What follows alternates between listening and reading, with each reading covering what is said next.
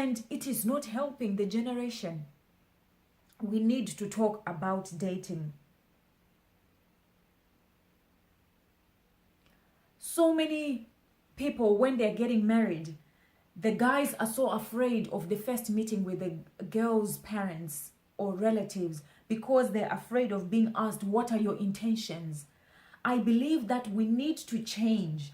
Instead of asking the guy after the whole dating process and they are now wanting to get engaged or to get married, and then you start asking, so what are your intentions? This is a question you should have been asking when they started dating. What are your intentions in dating? Not just asking the guy, but also asking them both together. They have decided they want to date. Ask them what their intentions are, because people have got different reasons why they date. Some just want to have sex. Some want to just have that experience.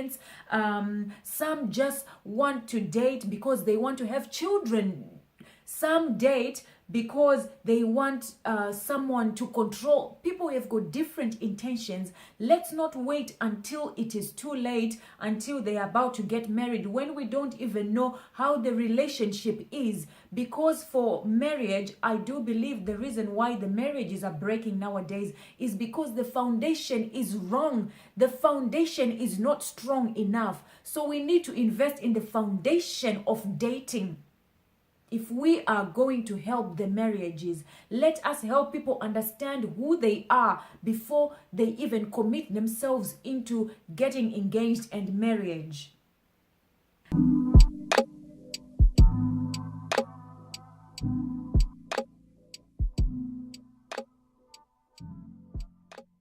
Hello everybody, welcome to a meditation on domestic violence. My name is Tinashe. Today I want to talk about a topic that is very, very dear to my heart, and this was meant to be my third reflection, and I promise to talk about this particular topic on dating. I want to talk about dating. Recently, I was watching a video on Facebook, and Oprah was interviewing Maya Angelou, and she asked her what was the best advice that she has ever given. And she said two things, but I want to talk about the one thing that caught my attention. She said the best advice she had ever given was to her son when he was growing up. She said that she told him that there is a place in you that you must keep pristine, clean, so that nobody has the right to curse you or treat you badly. No mother, no father, no wife, no husband, no son, no sister, nobody. Because that may be the place you go to when you meet God. You have to have that place within you. When you say no, it should mean a no. Stop it means stop it. Back off should mean back off. So say no when it's a no. You need that place within yourself that nobody else has the right to invade. And you need to have the confidence to stand up and say no, because I am a child of God. And I thought that was one of the most important things that each and every child needs to be told by their parent. I believe that this advice should be told to every teenager as they grow up. 99% of all my friends, the people who were closest to me when I was growing up all have divorced or separated. And I am turning 33 years this year. And so they are in their early 30s or late 20s.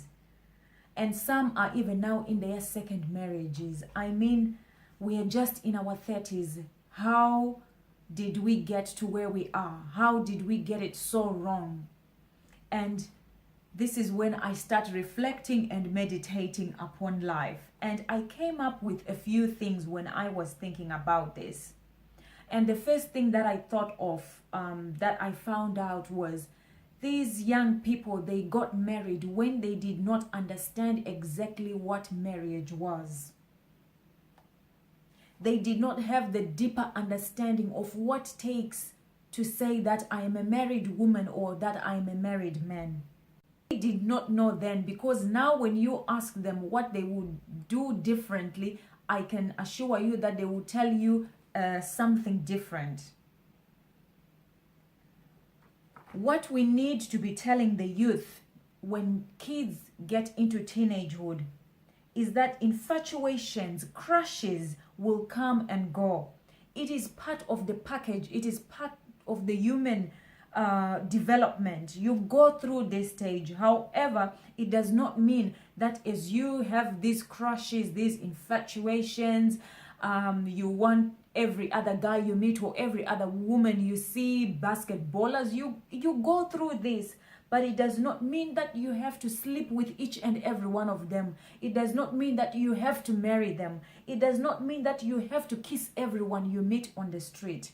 As parents, as guardians, we need to be able to sit down with our kids when they get to teenagehood. Let's just not leave it for the teachers to do it. Because I remember, so funny, when I was in high school and our science teacher, we were talking about hormones and teenagehood. And I remember my science teacher, I think he was the head of the scripture union.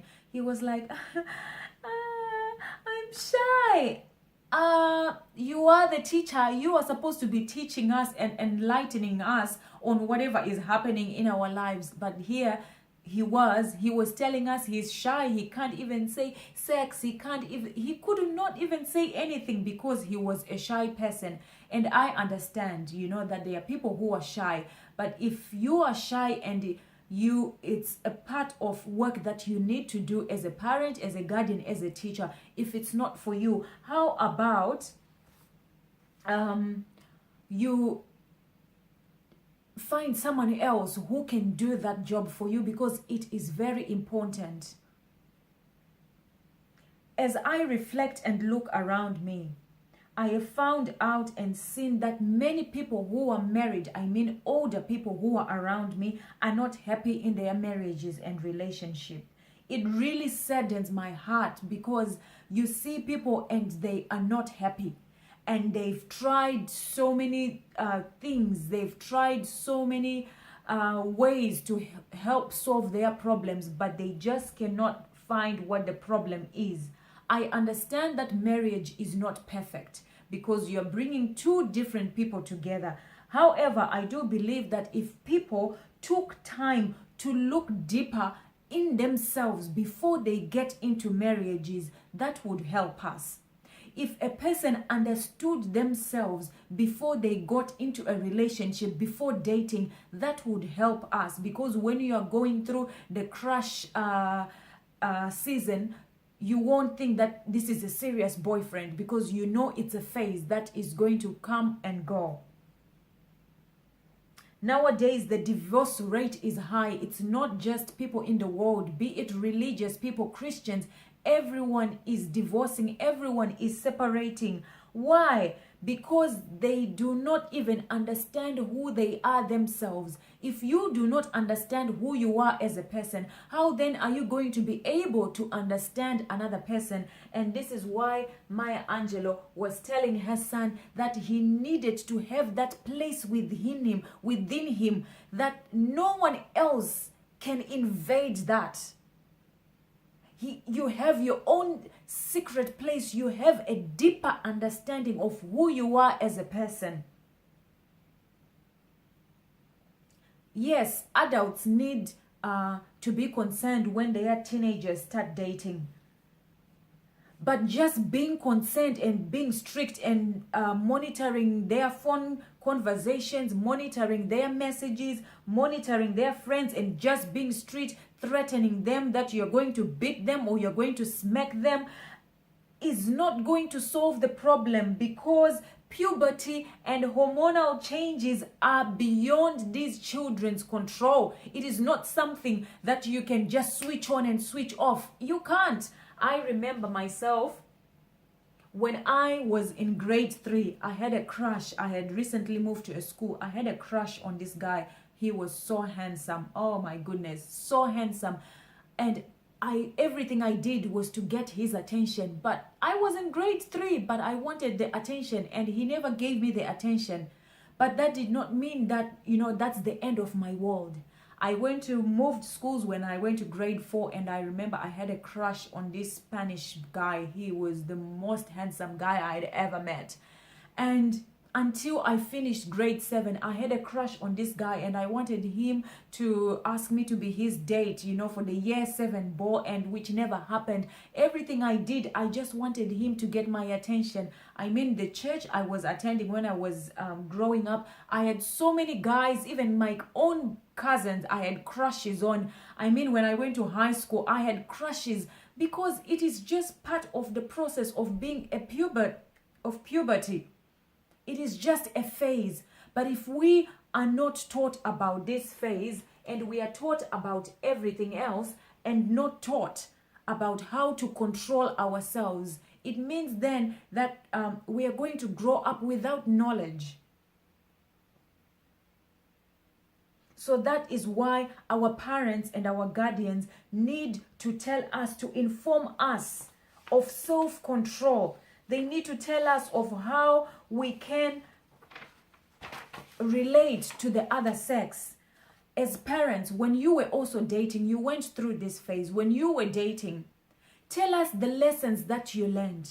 Even if you made mistakes, that is the goodness of being a human being. We are all not perfect. And if you made mistakes, if you think as my parent, you made a mistake and you got married too early when you could have done much better. Tell me that I got married at 18, I got married at 17, 15, and I had you when I was young. But if I were to do it today, I would do it, I would do it later. Why? I would do this. I made these mistakes. And then we learn. But you hide all these things from us. You make it like it's so mysterious.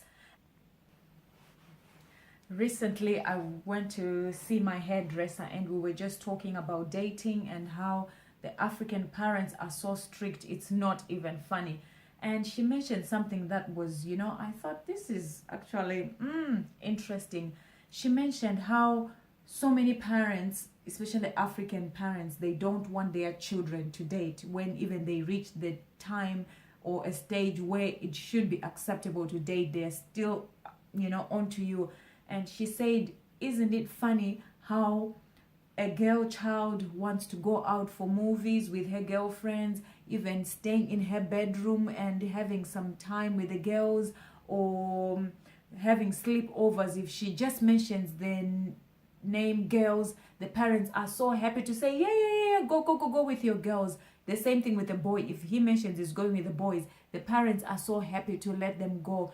And now in the generation where we are, where people are saying it's okay to be in same-sex relationships, are we not as parents encouraging our children to have this? Because when you are happy for a child to go exploring with the girls and accepting a boy to go exploring with the boys, and then you don't want them to be together as different sex partners, then what are you encouraging really? Let's think about this for a minute. Let's reflect on this. When all these hormones, the feelings, they are just going wild, but you don't want them to be with the opposite sex. Not that you're saying, have sex, but if you're not encouraging them to date, but you want them to spend the rest of their time with girls or with boys, then what are you encouraging? Aren't you encouraging them to be in same-sex relationships? Just a thought. A scripture that is in Colossians 3:22 that says, fathers, do not provoke children lest they become discouraged. I mean, there are so many parents who will go to lengths. It's not even funny, because they don't want their children to date. I mean, tell these children, be open. If you can't find someone else who can do it on your behalf, someone who you trust, and someone who that child is comfortable with, because at times you might find someone you think that is good person, and that child has no connection to that person. Some parents and guardians will threaten to beat the child for wanting to date, for going out. Some will even go to the extent of manipulating their children and make them feel bad about themselves. And then we are surprised how our sons and daughters are being manipulated in relationship and threatened. They've been used to these threats and manipulation when they were still at home, that when they are in these relationships, it feels normal, and it should not be like that. Hormones are part of the DNA. So when teenagers reach puberty, why then are some countries, especially African countries, I found this on the internet with the World Health Organization, that most African countries are still practicing female genital mutilation. I mean, for goodness sake. It's part of the journey. And they're not even doing it the right way. We can't control these things, but when we are given the skills and the knowledge and the wisdom, yes, we are able to learn and to practice to control ourselves. Dating doesn't mean sex. Dating doesn't mean kissing and doing all these things. The more we try and prevent this and threaten and manipulate our children, this is when they end up dating in privacy, in darkness, and they meet these people in private, and that's when we have young teenagers getting pregnant. That's when we find all these boys exploring and doing all these crazy things in the dark where it's hidden. But if you accept, when a child reaches an age where you think, yes, they can have a boyfriend and girlfriend, and you are there, it becomes more comfortable, because when they meet, when they go for movies, when they come for dinner, we are all together as part of a family. Whilst your daughter and your son is getting to know this person, you as a family as well, you're getting to know this person. And my encouragement to all the young people out there is that when you reach a stage where you feel you have crush for everyone, the basketballers, you have crushes for them, the movie stars. I mean, let's be honest, if you were to ask most of the young people what they learned in the new movie Black Panther, everyone is talking about Wakanda. But if you ask the younger ones, those who are single girls or boys, what they think about the movie, they will start telling you about Danai and Lupita, and the girls, they are talking about the guy, how they have 6-8 packs, how handsome they are, because it's that season in their life. It's that time where they have crushes for everyone they see. Anyone who just looks good for them and what they believe in, they become so attached to them. Movie stars, musicians, we all go through these phases, and even as parents, you know yourselves, you go through these phases. Let's educate the young people. And yes, we need to be honest with them, because no matter how much every parent desires their child to be virgins when they marry, to be honest, it's not everyone who gets married when they are a virgin, because sometimes they can pretend and say, yes, I am a virgin, I've never done this, but it's only that person really who knows what they did before they got into marriage. And let's be the kind of parents and guardians and teachers and church leaders and community leaders, religious leaders, who will be honest with the young people that, yes, this is ideal. It will be nice to be a virgin when you get married, but if for some other reasons you can't control yourself, because not everyone has got the self-control, if they can't control themselves, let's be honest and say there is protection, there is condoms, there is contraception. And we tell them as well that even though you can use these condoms, they can burst. We should be able to tell them that even with contraception for the girls, you can take the pills, you can take all the things that they are saying, but they also have negative effects on your weight, on your health. There is always the positive and negative to everything. But when we are open and when we give them all the information that they need, then we have less teenage pregnancies. Because what can you do? Are you going to be there? Find someone who is skilled, find a mentor, find an elder person who you can talk to, so that you can be equipped. Because so many parents, even those who are religious, myself, I'm a Christian, I know that so many Christians The parents think, oh, my child is a virgin. They think the child is not dating, but they don't even realize, especially in the African culture, so many children, they date behind their parents' back. So many children are terrified of telling their parents that they are dating because it's something that is not accepted, but they want to get excited when you're getting married. When it becomes time for dowry, that's when they want to meet this guy. But I believe that this should change in this generation where we are. If we are going to be better, we need to change this. Don't wait for the day of receiving a payment or a dowry to want to know your child's partner. When they start dating, make it your priority to want to know the person first. Have this person for dinners, wherever you go outing. Invite the boyfriend, invite the girlfriend. See how they relate to one another. And when you see that something is wrong, you see that the way they talk to each other, the way they respond to each other is not right. Help them, encourage them. Start at the foundation so that as they date, as they grow older in their relationship, they are able to understand the commitment they are about to take on when they become engaged or get married. Let us not get excited for the dowry and the marriage. No, let us get excited when they even start dating. Let us want to be involved. Let us love the other person, the boyfriend, the girlfriend. This is why when you find out that your child has been dating for so many years, and then now when the time they want to get married, that's when you want to be involved, and then they bring the person, and then you say, no, I don't want this person is not good for you. How do you know? They've been dating for 10 years, they've been dating for 5 years, and you have just seen them in 2 minutes. You say you don't want this person. It's because you're not investing when they are in their dating stage, which is something we need to invest. We need to tell our daughters and sons that they need to know themselves first before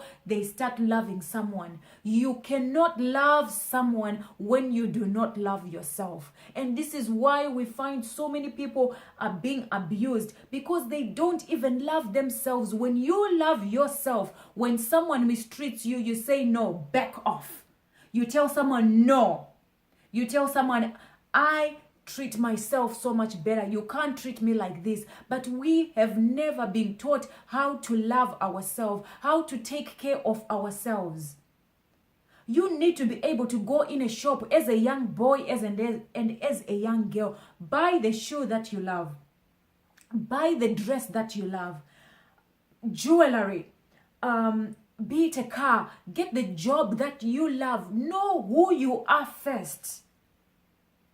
So that when you get into a relationship, you're not expecting someone else to do these things for you. If you've got the hands, if you are capable, you can do it by yourself. You don't need someone else to do it for you. This is when now we find people being controlled in relationship, being manipulated in relationship, because there's a need that you want. And because this person can give you that need, they control you, they manipulate you. But if you've got the brains, which God has given us, if you've got the hands, if you've got the skills, why not do it yourself? Love yourself so much that the person who will love you cannot even have the courage to mistreat you. Parents will be surprised that their sons and daughters do not even want to get married to someone who is like their father or mother. Why? Because they learned from home. They see the way mom treats dad. They see the way dad treats mom. And they do not want to have someone who is going to treat them like that. And then this is when you find the parents, they don't want you to get married to someone who you have chosen for yourself. They want you to marry someone who is like your dad or your mom. And you're like, no, because you have learned, you have seen that this is not